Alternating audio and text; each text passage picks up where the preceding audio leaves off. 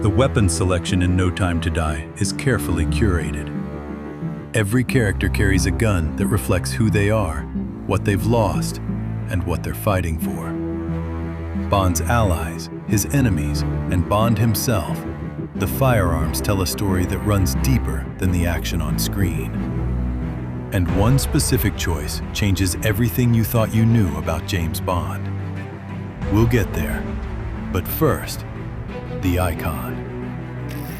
No character in cinema history is more defined by a single weapon than James Bond. And in No Time to Die, the Walther PPK is back where it belongs. Craig carries it throughout the movie, chambered in .32 ACP in a shoulder holster. The same carry method Ian Fleming insisted on when he first gave the gun to 007 in the novels. The PPK is the only weapon carried by every actor to play Bond in the franchise. It was introduced in 1931 and was in near-continuous production for nearly a century. It wasn't Bond's original weapon. Fleming had him carrying a Beretta 418 in the first 5 novels, until firearms expert Jeffrey Boothroyd wrote to Fleming criticizing his choice, ultimately resulting in the switch to the PPK.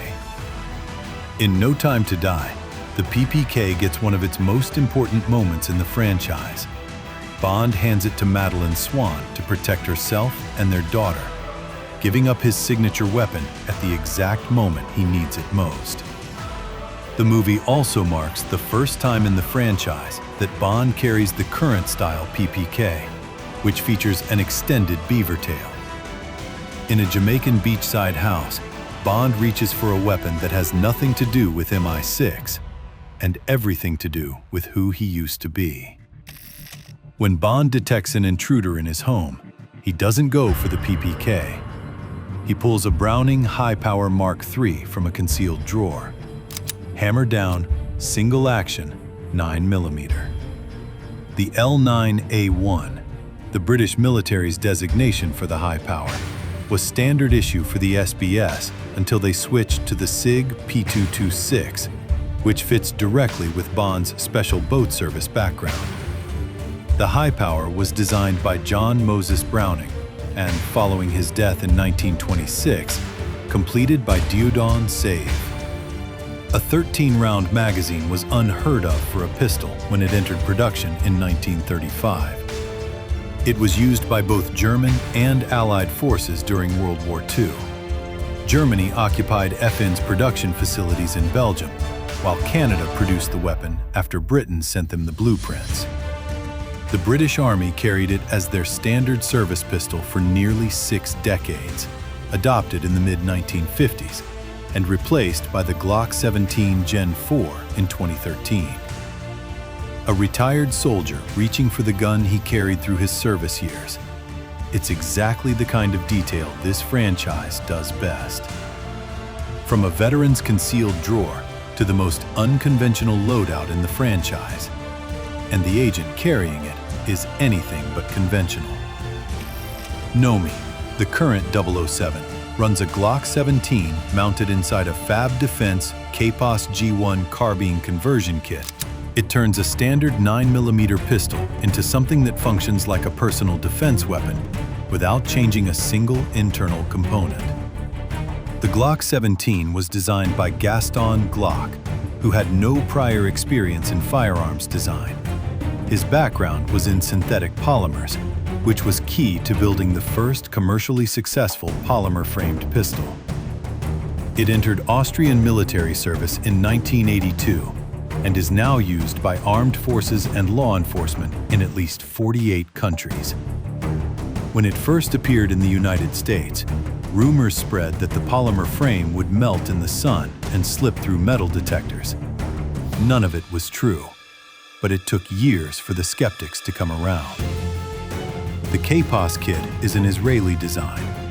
Fab Defense was founded in 1969 and has been run by veterans and active duty soldiers ever since, building equipment directly around the operational needs of Israeli special forces. The concept behind the KPOS itself goes back to Israeli embassy security personnel in Amman who were not permitted to carry rifles. They needed something more capable than a pistol, but small enough to stay out of sight. Fab Defense created it so that the Israel Defense Forces, who already had large numbers of Glock 17s, wouldn't need to buy an entirely separate personal defense weapon. The same setup was also used in the movie Spectre by Bond himself, making Nomi's loadout a direct echo of her predecessors. Nomi is controlled, precise, tactical. Paloma is something else entirely, and the weapons she carries are as chaotic and dangerous as her screen presence. In the Spectre Gala sequence, Paloma dual wields a Heckler & Koch MkIII-A1 submachine gun and a two-tone Walther PPK, taking down henchmen in an evening gown. The MkIII was designed to meet NATO requirements published in 1989, which called for a personal defense weapon capable of defeating body armor that conventional pistol-caliber submachine guns could not. Its 4.6 by 30mm ammunition is unique among submachine guns. The bullet is made almost entirely of hardened steel rather than copper or lead, and the weapon went into production in 2001 as a direct rival to the FNP-90. From an MkIII to a weapon built for people who were never supposed to be in a firefight. And somehow, it fits Paloma perfectly. Paloma also gets her hands on an MP5K PDW, stripped from a downed henchman. The PDW variant was developed in 1991 at the request of US SOCOM, specifically for aviation and vehicle crews who needed something more capable than a pistol, but compact enough to use in a confined space. At just under 15 inches long with the stock folded, it fires at 900 rounds per minute and has been a favorite of VIP protection teams and the US Secret Service. It's a weapon built for people who aren't supposed to be in a firefight, which makes it a fitting find for an agent who claims she's only had 3 weeks of training. From Paloma's controlled chaos to the weapons Safin's men carry everywhere, compact, Soviet, and known by a name the Russians never actually used. Throughout the film, Safin's men are armed with the AKS-74U, the short, folding stock variant of the Soviet AK-74, chambered in 5.45 by 39mm. It fills the gap between a submachine gun and a full assault rifle, and was built for special forces, vehicle crews, and airborne units. Soviet soldiers never called it the Krinkov. They called it the Suchka, meaning little bitch. The name Krinkov came from Afghan Mujahideen fighters during the Soviet-Afghan War, who struggled to pronounce Kalashnikov and used localized slang versions like Kalikov, Krinkov, and Krashnikov. Krinkov was the one that stuck in the West. Capturing one was a status symbol. It meant you had taken it from some of the most dangerous Soviet operators in the field. Bond grabs one from a bar counter in Cuba following a brawl. Exactly the kind of improvised weapon pickup the franchise has always done well. Bond gives up his PPK to keep someone he loves alive. What he carries in its place tells you exactly what kind of soldier he is. For the assault on Safin's Island, Bond carries a Sig Sauer P226R in a thigh holster. The SBS had long used SIG pistols as their service sidearm, which again makes it a natural fit for Bond's military background. The P226 was designed for the US military's XM9 service pistol trials in the early 1980s. It lost to the Beretta M9 on cost, but went on to be adopted by special forces and law enforcement agencies around the world. The P226 holds 15 rounds of 9mm in its standard configuration, and was one of the first pistols to successfully combine a double-action first trigger pull with a decocking lever, a design that made it popular with law enforcement agencies that needed a safer carry option without sacrificing speed on the first shot. A pistol gets you through the door. What Bond carries on his back is built for everything on the other side.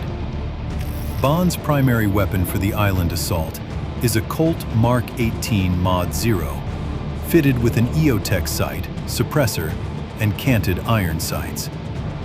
The Mark 18 was developed by the U.S. Navy's Special Warfare Center in the mid-1990s.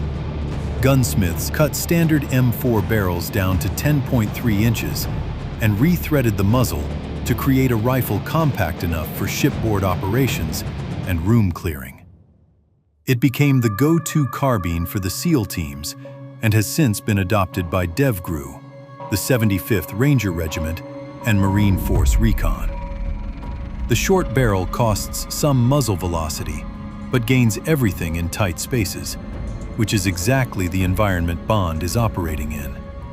Bond arrived on the island with what he could carry. In Norway, he had access to something heavier and used every bit of it.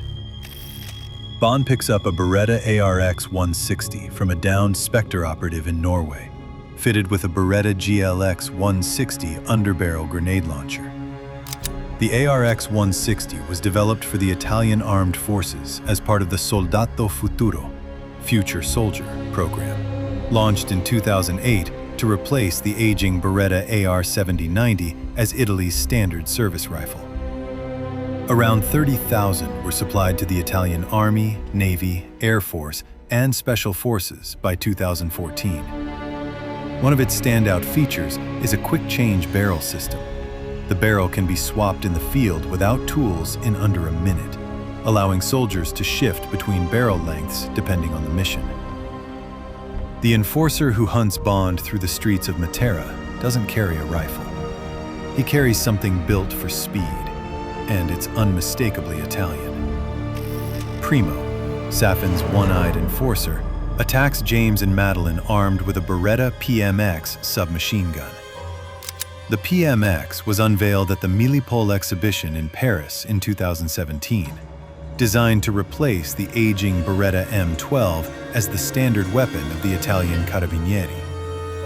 It fires from a closed bolt in 9mm, with a folding stock, ambidextrous controls, and full Picatinny rail.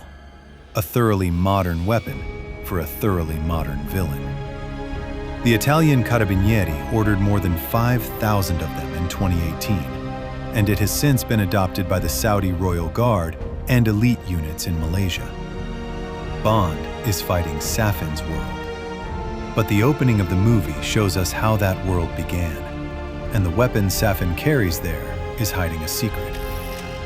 In the opening sequence, a young Lucifer Safin is armed with a VZ-58 compact made by Czech Small Arms, an ultra-compact carbine with a 190mm barrel and folding stock, chambered in 7.62 by 39mm. The VZ-58 has been fooling people since 1958. It looks almost identical to the AK-47, fires the same cartridge, but shares absolutely no parts with it. The internals are entirely original, closer in design to the German Sturmgewehr 44 than any Kalashnikov. Despite that, the two weapons are so visually similar that Western film productions routinely used VZ-58s as AK stand-ins throughout the Cold War. Over 920,000 were produced before military production ended in 1984. Bond is fighting inside a fortress. The man who built that fortress sent someone else to do his dirty work, and the weapon that man chose says everything about him. The CIA traitor Logan Ash uses a SIG 5.52 to hunt Bond through a Norwegian forest. Stock folded, Seymour red dot mounted. The 5.52 Commando was released in 1998 as the shortest variant in the 5.50 family, with a barrel cut to 226mm and several internal changes needed to make that work, including moving the recoil spring behind the bolt. Those changes introduced reliability problems the original 5.50 never had, and SIG eventually replaced it with the improved 5.53. And now the gun that closes the story, and a connection nobody talks about. The most important gun in No Time to Die isn't Bond's. It's Saffin's Beretta M9A3, and it's this weapon he uses to shoot Bond. The M9A3 was put forward in December 2014 as an upgrade proposal for the US military, with a threaded barrel, 17-round magazine, and modernized ergonomics. The Army rejected it in favor of a new competition, which the SIG Sauer P320 ultimately won. It's a serious, capable pistol, and that's not the point. The point is what it is. Bond retrieves Saffin's pistol from the water and uses it to execute him. And here's why that matters. Bond's story started with a Beretta, the 418, which Fleming gave him in 1953's Casino Royale. A letter from a firearms expert convinced Fleming to replace it with the Walther PPK, and the Beretta was gone. In No Time to Die, the last shot fired by Daniel Craig's James Bond is fired from a Beretta. The franchise started and ends with one.